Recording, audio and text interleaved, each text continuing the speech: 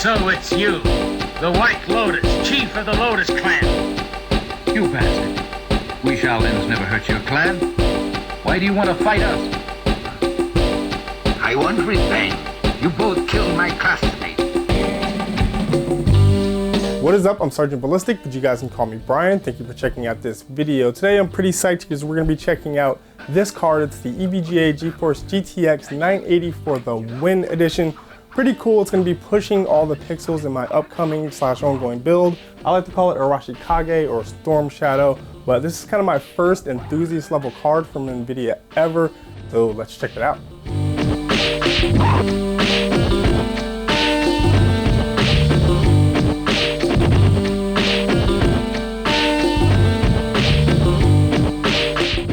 So as I mentioned before, this is my first enthusiast level card from NVIDIA. It's actually going to be one of two 980s I'm planning to have in the build. If you guys want to find out more about the build, I've got a link in the description to my build log on Linus Tech Tips forums. I will also try to have links to all the other videos I've done on individual parts and upcoming build vlogs I'm going to be doing for this build. I'm going to have those in the description and use the Google YouTube cards up above. So I personally went with EVGA for the card for my build. That's no slight against any other manufacturers. I've heard really good stuff about Asus, MSI, and Gigabyte. I personally used about 4 or 5 different cards from EVGA over the years and never had a bad experience with anything.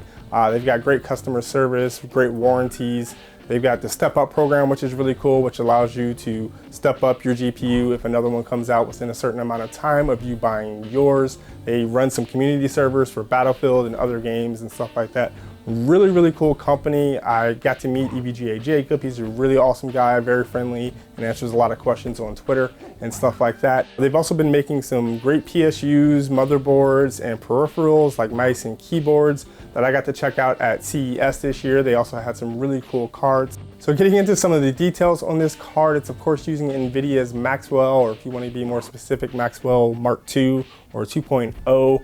But the 900 series in particular is using the GM204, I believe, version of the architecture. This actually uses the same 28 nanometer process that they've been using for a little while now, so no major improvements there. This card will also natively support DirectX 12. I believe we were on DirectX 11.3 now, but DirectX 12 will be coming out soon, and it offers, similarly to Mantle, some lower level API control over the hardware for developers, which will hopefully mean that we can get some better performance and optimization in games. One of the biggest enhancements you're going to notice from a Maxwell card like the 980 is going to be its super low TDP.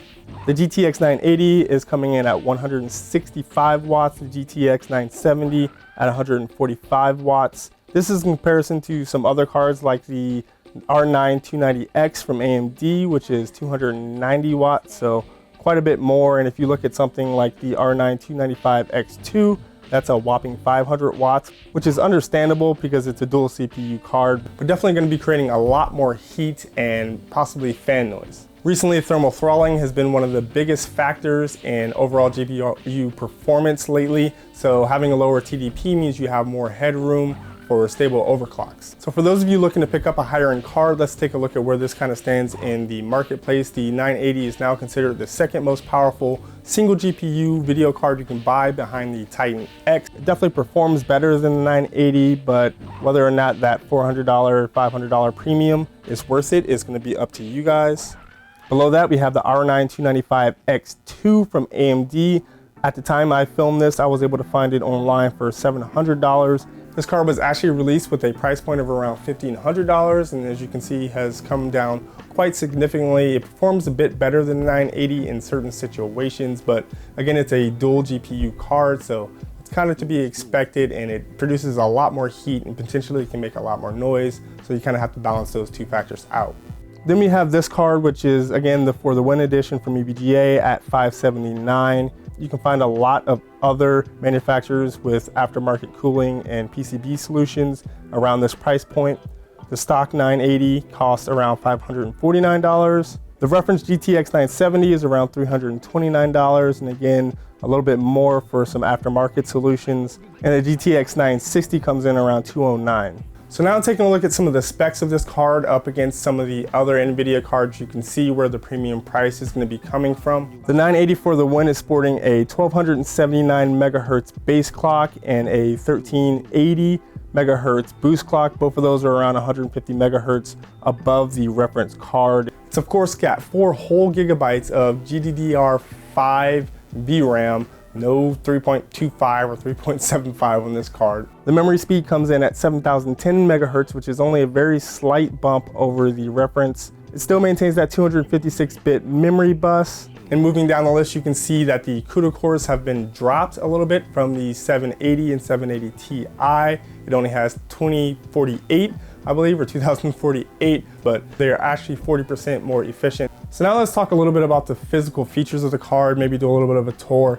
I think the cooler and the card overall look pretty slick. It is of course not white, which presents a little bit of a problem for me since my build is going to be all white, but I'm going to be looking into some different solutions to probably hopefully make up for that. We'll see if we can pull that off, and I'll try to do some videos if you guys are interested on that. This card of course sports the EVGA ACX 2.0 cooling solution to replace the stock blower solution from the reference card. This is going to present some interesting features like swept fan blades, double ball bearings, a lower power motor, and all of this is aimed at being able to deliver higher airflow with less overall power consumption. EVGA says ACX 2.0 is actually 26% cooler, 36% quieter, has 250% lower fan power, and 400% increased fan lifespan. Again, with thermal throttling, keeping the card cooler will help it perform better in general, but also be able to overclock better. And cards these days actually have max power ceilings, so technically using lower power fans should be able to let you use a little bit more voltage in order to be able to reach a stable overclock. So moving around, one interesting thing I like that EVGA always does is has this little rubberized cover over top of the SLI bridge kind of fingerboards that stick out. So if you're not using SLI, these won't get damaged by you moving the card around or anything like that. So of course PCIe, this utilizes PCIe 3.0, which has a wider bandwidth, which can be better for SLI solutions. Taking a look at the I/O panel, this is of course a dual slot card. So taking a look at the connectivity, we've got 2 DVIs. One is a DVI-I, the other is a DVI-D. Then we have DisplayPort 1.2 and HDMI 2.0. So this is going to be a different configuration than what you're going to see on the reference 980 and even some of EVGA's other aftermarket 980s. I asked EVGA Jacob what this was about, and he just said it was to maximize compatibility and ease of use for different users. Now everybody looking to pick up one of these cards may have monitors that support DisplayPort. Just take a look at the card and its connectivity to make sure it's going to work with your monitor's configuration. So moving around to the back of the card, you guys can see the PCB. A little bit of bad news here. This is not a reference PCB. They've changed the layout a little bit.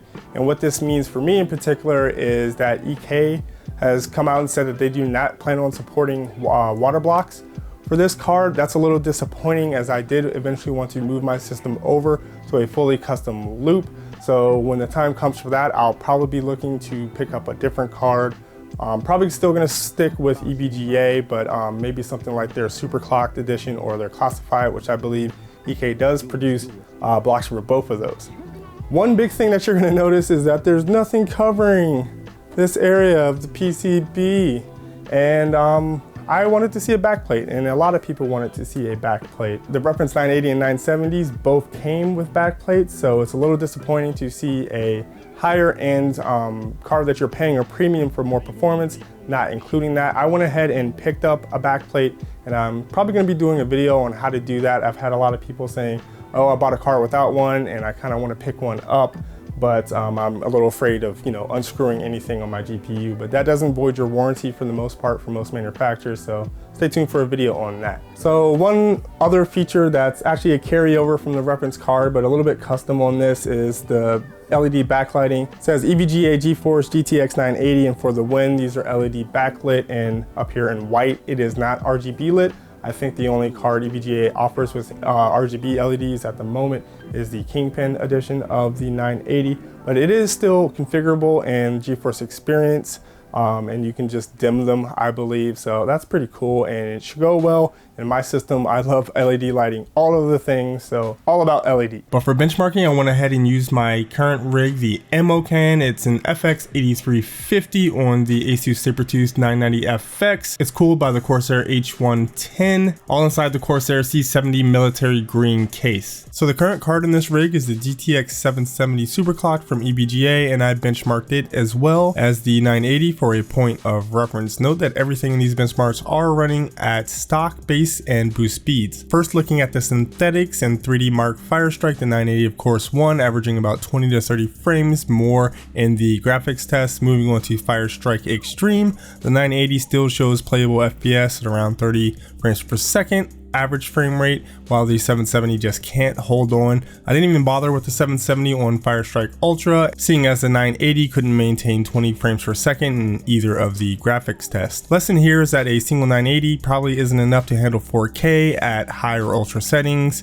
and max out a 60 Hz monitor. So if you want 4K, you look to go SLI with either two 970s, two 980s, or you can just move all the way up to a Titan X. The story was pretty much the same with other synthetics like Unigine Heaven and Valley, with a 20 to 30 FPS lead for the 980, and getting into games, things got a little bit closer with the average frame rates for Battlefield and Hardline, but the 2 GB of VRAM on the 770 really hurt for GTA, as running the 980 at settings that use less than 2 GB to make things fair, the 980 was able to double the FPS of the 770. So that is it. I'm super psyched to have this card in my build, and I'm super psyched that I'm eventually going to be putting another one of these in. I haven't really run a two-way configuration in a very long time. I think it was like 2008, and I got a donor build from a friend and grabbed his, I think it was like a GeForce 6800 or something like that, and put it in my system. So I had a two-way for a little while before I ended up just upgrading to something else. But you know, super psyched about that.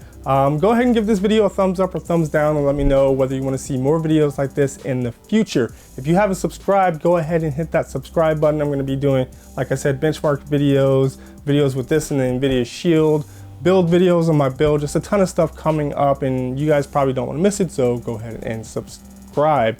Follow me on your favorite social media site. I'm all over the place. I'm pretty active on Twitter, Instagram, Facebook. If you guys want me to join anything else, let me know in the comments below. I've got my Amazon affiliate link down in the description too. Go check that out if you bookmark it and use it to buy video cards or Mike and Ike's, or I don't know, new shoes if you're a sneakerhead or something like that. Whatever you kids buy, I get a small commission. It helps me buy camera gear and new equipment and stuff that breaks when I buy it, and then it just breaks, like my monopod.